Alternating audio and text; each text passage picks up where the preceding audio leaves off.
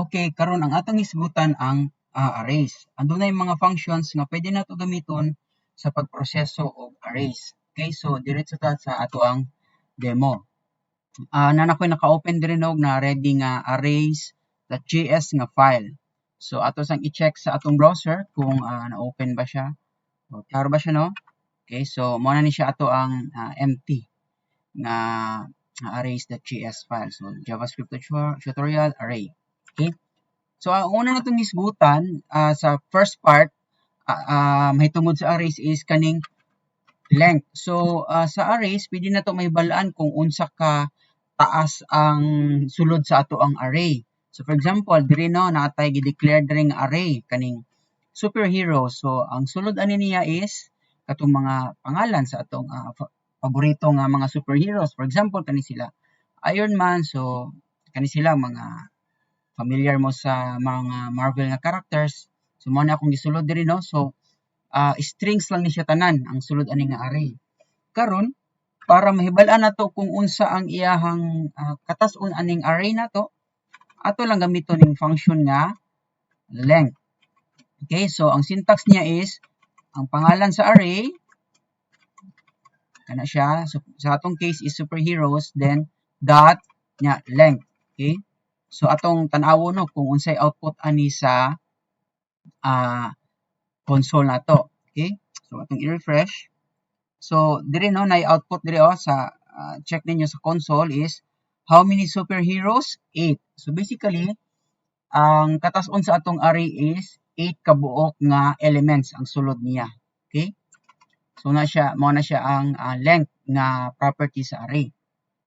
Karon nasa tay pwedeng mabuhat in terms of processing sa mga sulod sa atong array.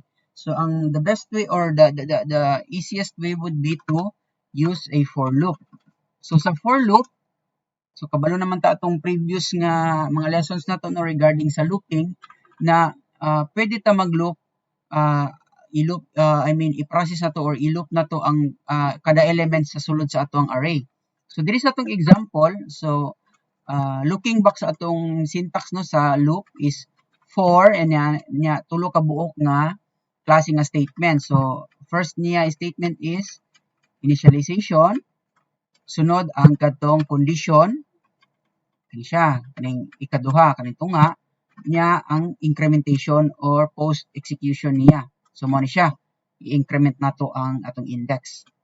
So atong hinumduman no nga ang arrays sa JavaScript is zero-based index nga data type or structure. So basically magsugod ta sa 0. Okay, so dire atong gi-check dire no kung atong gikuha ang kada element niya by index, so gikan sa 0, so basically gikan sa 0, and then if mas mubo pa ang index nimo sa iyang length, then i-increment nato. So from 0 up to pila man ni siya ka elements, di ba? 8 katong sa previous nga pag-check nato sa length. So mag-count na siya from 0 up to 7, which is ang last element niya. You have to remember, zero-based index. So dili magsugod sa 1 kun dili magsugod sa 0. Okay? So atong i-check ang output ani. So atong console.log ang hero no. So atong tan-awon diri. Okay? So kung makita ninyo na diri no giitag-sa og display ang katong mga superheroes nato. Okay? So 8 ni siya kabuok kung ihapon nimo ni 1 2 3 4 5 6 7 8. So nagtubag sa question nga how many superheroes? 8. Okay? So mo na siya ang pag-loop nimo sa sa mga arrays. Pero basically kung gusto lang nimo nga mahibal-an ang unsay sulod sa imong arrays mismo, ang raw niya nga form, pwede lang ka pod mo diretso og i-console nimo siya that superheroes. So nganong kinahanglan man nato ning or need nato ni siyang kaning for loop sa atong array kay basically once mag-start na kag-work sa code and then may mga certain logic or algorithms nga imong i-perform, so kinahanglan i-process nimo siya ang elements sa imong array per element. So one way to do that is kaning for loop. Okay, so i-check na to ang kaning i-consollag na to diretso ning superheroes no nga array. So isa po ni siya kapaagi para for example naga-debug ka sa imong code para makita nimo kung unsa gyud ang kadtong row nga structures sa imong array. So check na to ha. So in terms of console output sa Chrome nga developer tool, ingani ang pag-output niya sa sulod sa imong array. Okay, so makita ninyo sa left side na ay number which is ang index niya, and then colon, and then ang content sa iyahang element, ang value sa element. Okay, so napansin niyo 0 to 7 na siya, pero ang length is 8 kay tungod kay ang array is zero-based index. Okay, so muna siya. So karon sunod dito ta sa push nga function. Karon sa push, unsay buhaton sa push, add an element to the end of the array. So ang syntax niya is array.push and then ang element. Okay, so check na to.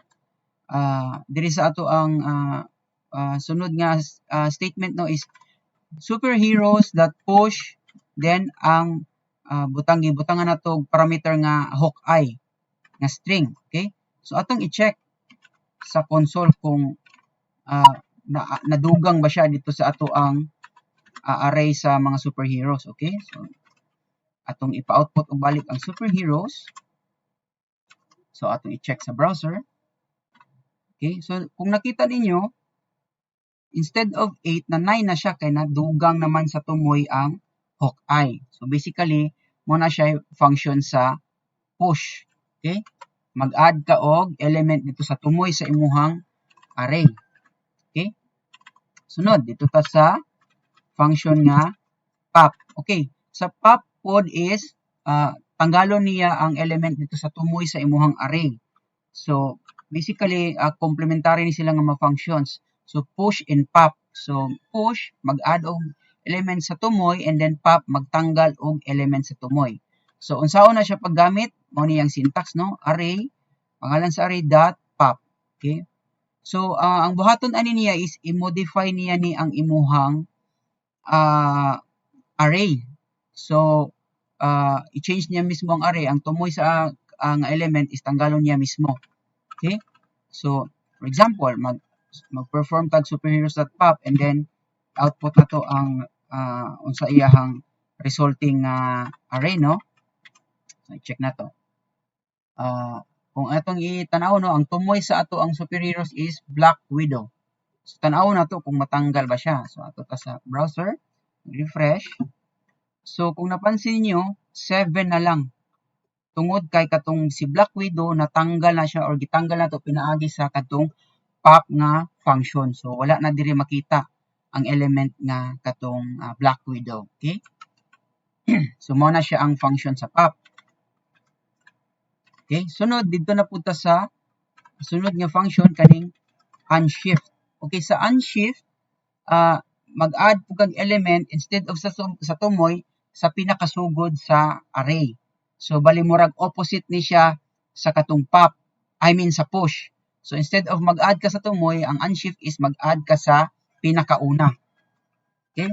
So mo niya syntax array.unshift, then ang parameter niya is ang katong element value. Okay? Then check na to no. So dire sa unshift magbutang gamit na to parameter is the wasp. So unsa man atong gina-expect?